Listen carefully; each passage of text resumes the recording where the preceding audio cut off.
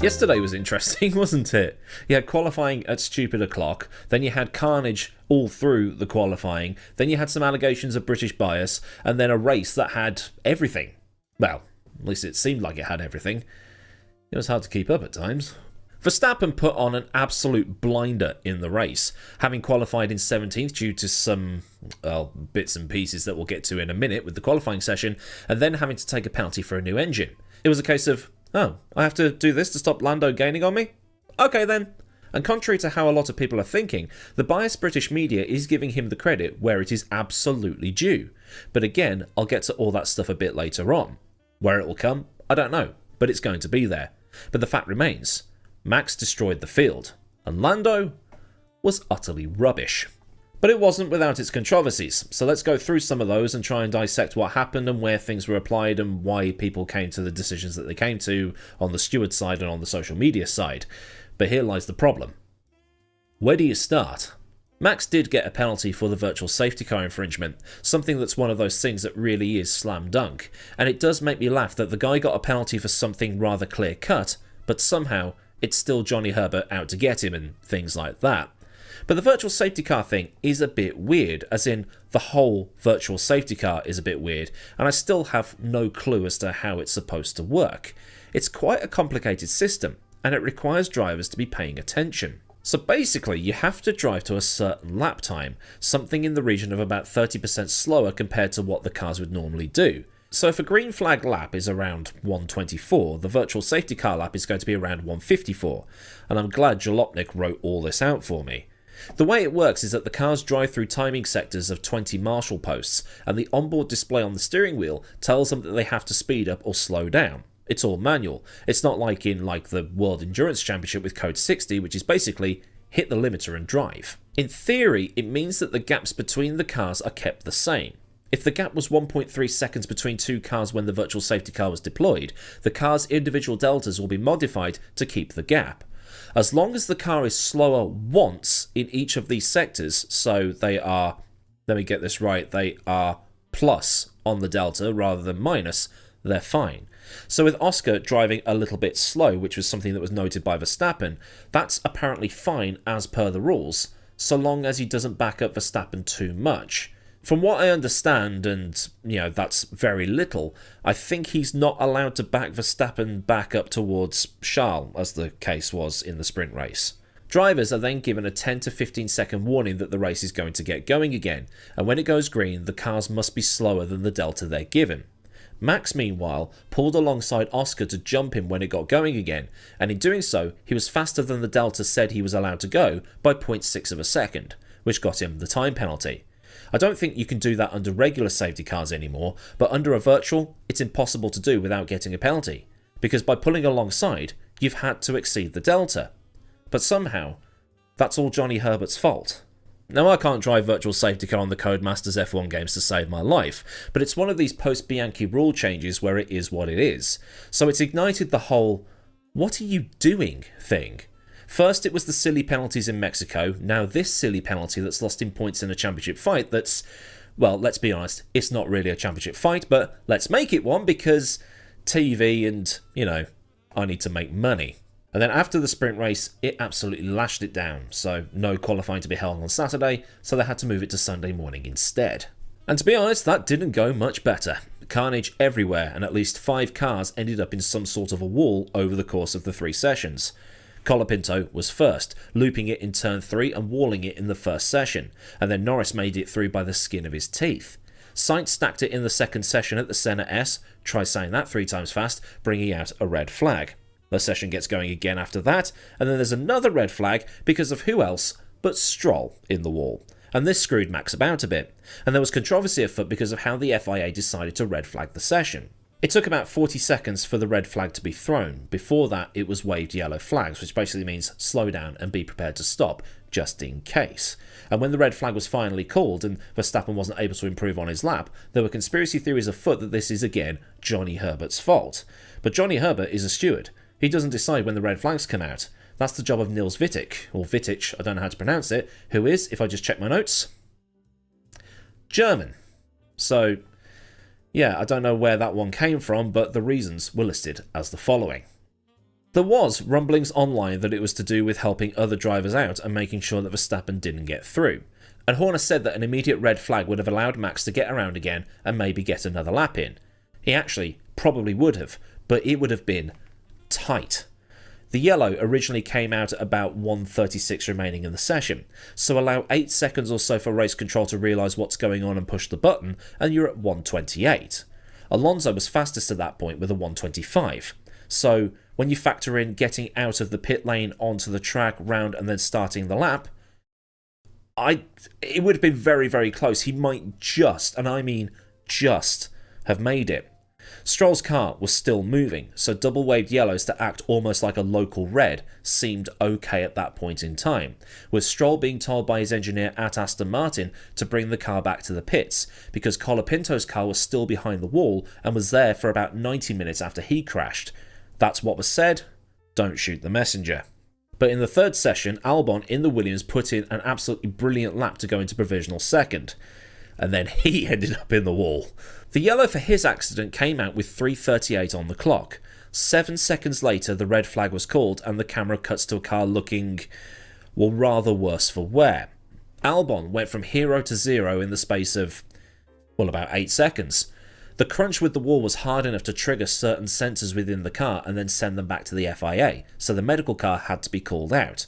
I can't remember what the sensors limit is, but if a car hits a wall and the impact is above a certain amount of G, it means the medical car has to go and tend to the driver as a safety thing, and like concussions and bits and pieces like that. And then, at that point, it's a slam dunk red flag. The same thing happened for Alonso in his crash. But you know what I'd actually love to see? You know how in rugby, whenever it goes to the TMO, you can hear the discussions between the video referees and the ref on the pitch, and the same for VAR in football, but then in the NFL and NHL, the referee announces to the stadium what the offence is, who it's for, and what they'll do. Give yards to the opposition, 2 minutes in the box for roughing or whatever. But have that in Formula 1 with the stewards having their discussions over what to do in certain situations. So we can hear the thought processes, how long it takes them to come to a decision, or how many things they have to factor in. Record that footage and put it on the broadcast later, or put it on YouTube. It's just a thought. I think it would be interesting. It might kind of eliminate some of this, oh, they did it to benefit so-and-so that happens online. But because of red flags and timings like that, Max was in 12th, and that later became 17th because of his engine penalty that he had to take because he had a new ICE put in. But that actually became 15th because Stroll binned it on the formation lap like an idiot, and Albon wasn't able to start the race because his car was too badly damaged. Either way, Max took that personally. Not gonna lie, it was like watching someone with cheat codes. 7 places on the first lap alone, and then picking everybody else off until he got to Leclerc. Lando, meanwhile, had made another howler of a start and had lost out to Russell in a worse car and was struggling to keep up in places, while Max had blitzed his way up to 5th or 6th in the space of 4 or 5 laps. And Max going round the outside on the karting line while everybody else tried to single file it through turn 3 was like when I jumped the queue outside the Asda in Block Switch. If you're not going to use that lane, I will. Later on, you get the pit cycle, which benefited Max and the 2 Alpines, of all people. Now, please don't take that as Max got lucky and that's the only reason he won. The thing is, sometimes you have to make your own luck. Ferrari did their thing with Leclerc. McLaren pitted under the virtual safety car and it ended at the wrong time for them. Max and the Alpines gambled on staying out and hoping for a red flag, which would have given them a free tyre change while keeping their position. And that's a rule that's been contentious for a few years now, not just within the last 24 hours. And the gamble paid off. The opportunity was placed right in front of Max and the Alpines. And they took it, because the race was stopped not long after the safety car came out. Which is expected because the visibility was bordering on, well, nil. It's not so much the wetness of the track that's the problem, it's the spray. If you can't see the lights of the car in front of you, you can't see a thing. And you don't know how close that car is or how far away the car is. You just, well, you're blind. And the red flag was brought out because Colapinto stacked it behind the safety car at turn 1, which is basically where everybody else had been crashing over the course of the weekend. And as a Williams fan, yeah, that hurt. That hurt a lot. And like mentioned, the whole change your tyres under the red flag rule has been contentious in the past, and it was contentious yesterday. I remember people going crazy at Imola in 2021 when Hamilton crashed in the wet and was then under the red flag allowed to fix his car and change his tyres. So he was able to finish, was it 2nd? 3rd? I should have probably looked it up, but either way, he managed to sort of salvage his race. And there has been other occasions where some might feel he got the better end of the stick. Was it at Silverstone where he fixed his suspension after that contact on lap 1? But anyway, it's just part and parcel of the Formula 1 fanbase being what it is today. If it happens to my driver, it's fully okay, but when things go against him, then everything is a conspiracy. But like I already said, you have to make your own luck. Colapinto crashing just allowed the swap to new tyres to happen sooner rather than later. With the way the weather was changing, that red flag was coming. Ocon's restart was great and he ended up leading some more of the race, but when the race had to be stopped again and they did another rolling restart, Max overtook and that was it. He was gone. It was pretty much a repeat of 2023, at least most of the races in 2023 where he just disappeared into the distance. Whatever he and Red Bull did with that car for that weekend, it worked. Everybody else, well, they shat the bed really, didn't they?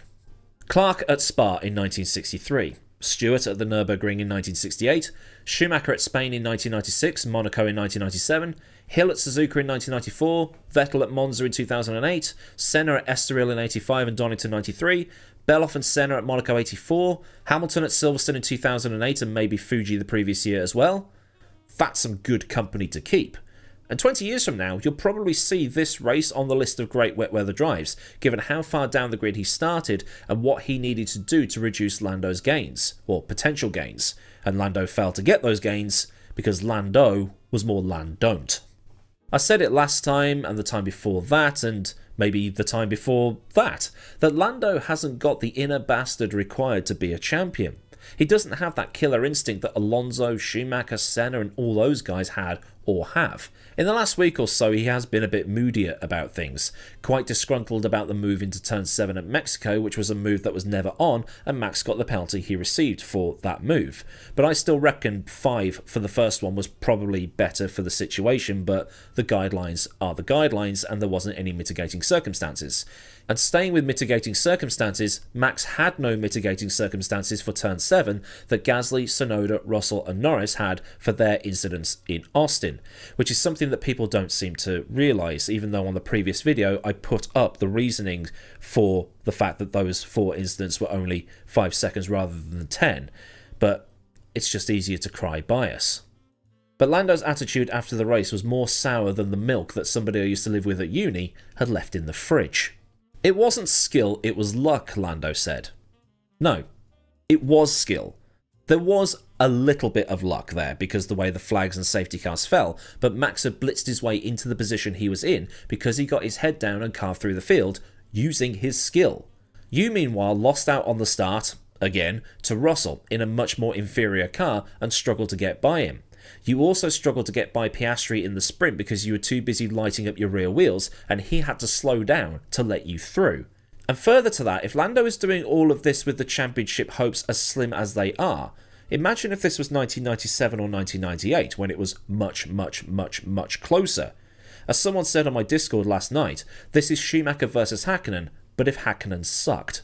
Nico Rosberg realised what he needed to do to beat Hamilton, and that's what Lando needs to do if he wants to beat Verstappen or win the championship in any capacity. This is also the same guy that said that Lewis had it easy in the fastest car. Doesn't look so easy now, does it? Meanwhile, McLaren has recently been out saying that it was brake issues in the wet that Lando wasn't getting along with. Right, yeah, okay, now explain the inability to get off the line without losing places. This is like George with his "he turned in on me" stuff. He didn't though, did he? And McLaren probably should get their stuff together because looking over their shoulder, it's not necessarily Red Bull they need to be worried about, it's Ferrari. And if Ferrari keep making the gains over the last few races and into 2025, it's going to be even closer still. Leclerc might have a really good opportunity next season. So for some of you, most of this video would be confusing. He was slagging Max off last time, now he's praising him, and now he's talking about Lando not being good enough. The thing is, the biased British media is giving the credit where the credit is due, and so am I. At the same time, if a driver does something iffy, I'm going to voice an opinion on it. Max last week was picking up silly penalties. He picked up one in the sprint race. This weekend, he's gone and shown what he can really do. And that's a parallel to the likes of Schumacher, who would do these silly little things, but then in the next race, he'd go and drive like it's on easy mode, and you sat there going, well, what was all that about then? The way I see it is you can praise somebody, you can respect somebody, and at the same time you can mention something if they do something that's not in line with how good they truly are. And I think that's something that people miss. So many people have given Max the credit that, like I say, is definitely due. And I said a similar thing when Lewis became a 6-time champion back in 2019, which seems like forever ago now, that you might not necessarily like a particular driver because of their personality, their attitude, or this or that, the other, but, you can still, respect them. And I think that's something that a lot of fans are missing because they're so caught up in trying to score points over another fan base. It's kind of like Formula One's equivalent of owning the libs or, whatever it is. It's probably not the best comparison, but still, I'm keeping that one in. There were a lot of people saying that Lando should have had a penalty for the infringement for the formation lap, but that never happened. There's still comments going online saying, where's his penalty? But a penalty wouldn't have done anything since 10 seconds would have dumped him to just within a second of Tsunoda. But then there was something about him leaving the track in the wet and gaining an advantage, but truth be told, I was making food at the time, I just had the text feed on, so I've completely missed that. So I can't comment on it because why comment on something I didn't see? But the stewards noted the circumstances surrounding the penalty, which was the same note they wrote for the tyre pressures on the mucks, with the short turnaround time to try and fit everything in. George was let off the formation lap because monkey see, monkey do, which, okay, that's fair, he reacted to the guy in front. But given that there were safety workers around when Lando went, then that does sound like, yes, that should have been at least something. But the 10 seconds that people expected to be given after the race, it wouldn't have done anything to penalise him anyway. I don't know. If people could discuss that one without bringing nationalities into it, that would be great. So let's end with some happier news then. Alpine on the podium. It was not that long ago we were all memeing the hell out of Alpine for what is going on over there. They're shutting down the engine production, they're probably moving over to Mercedes engines, they're just having a horrible time this season, and they were 9th in the standings as a factory team. And this is Renault we're talking about. Well, you know what I mean. The team that was Toleman, then Benetton, then Renault, then Lotus, then Renault again, and now Alpine. That lineage has a lot of history. The factory in Enstone is where Schumacher's first 2 championship-winning cars were built. It's where Alonso's 2 championship-winning cars were built. It's where the last V10 champion was built. And it's been mediocre at best for the team since they came back in 2016, although 2020 and 22 were pretty decent. Since then, not so much. Ocon is out at the end of the year and he will be going to Haas. Gasly will stay on at Alpine and their relationship started out friendly, but while karting in Normandy where they lived 20 minutes away from each other, they weren't friends anymore and became rivals. So they're the Formula 1 version of the 2 main characters in Pokemon Red and Blue. But in the post-race press conferences, all of that tension evaporated and they could just enjoy the moment. And there's also the fact that their double podium has lifted them from 9th up to 6th, leapfrogging Williams, RB and Haas, and will probably net them something like €50 million in prize money at the end of the year, assuming they stay there. There's also some sprint points in there too that's helped them out. Haas no scored with Behrman getting a penalty and Hulk getting disqualified. The 2 Williams cars came a cropper and RB got 7th and 9th. Alpine took full advantage of their position in the race. So really, I would like to say that there were 3 winners in the Grand Prix. Ocon, Gasly, and obviously Max. Just for a note, Hulk was disqualified for being pushed back away from the barrier to keep going. This is a rule that was changed in 2007 when Hamilton kept his engine running at the Nürburgring and then got craned back onto the track. As far as I'm aware, this is the first time that somebody's been black flagged in the race since the 2007 Canadian Grand Prix. Others that have been black flagged for receiving outside assistance include Ukyo Katayama, who was given a push start at the 1996 European Grand Prix, which was many illegal. But Max showed yesterday why he's a champion and that he can do it when he absolutely needs to. Lando, meanwhile, showed that he probably won't be winning anything anytime soon. But that's the duality of man, Formula 1 style. So then, a look back at the carnage of this race weekend in Formula 1 at the Brazilian, Sao Paulo Grand Prix. If this thing has made you think things about the thing, then like this thing. And for more things from the channel, click the subscribe button thing and also ring the bell thing so you never miss out on any thing that I do around here. Massive thanks to the rad lads at Patreon for the continued support, and if you want to help keep the lights on around here, then a link to Patreon is in the description, along with links to Discord, socials, and other bits and pieces you might want or need to know. There's also super thanks down there if you want to top up my coffee cup, and also memberships if you don't like Patreon but want to do Patreon, because that's a thing apparently. So until next time, I've been a biased Brit. Have a great day wherever you are, and goodbye.